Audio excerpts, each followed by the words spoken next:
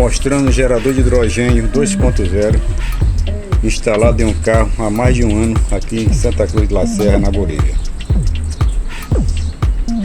É um carro chinês 1.6, está usando até aquele modelo de filtro antigo quando foi enviado para cá.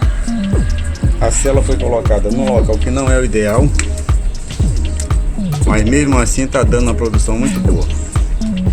O ideal é que essa célula tivesse ficado mais embaixo. Já roda mais de um ano com essa célula. Nós viajamos de Santa Cruz a Cochabamba, uma viagem de mais de 1000 quilômetros, e esse carro 1.6 fez mais de 20 litros, 20 quilômetros com 1 litro de gasolina. É um modelo chinês, é um carro muito bom, automático 1.6.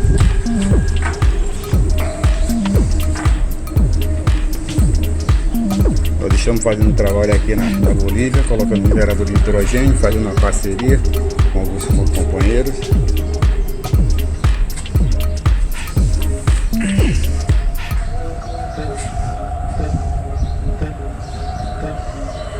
Apesar da célula estar no nível não muito bom, a circulação está boa e deu resultado, mas nem sempre acontece isso. O ideal é que fique o reservatório aqui, que a célula fique bem mais embaixo.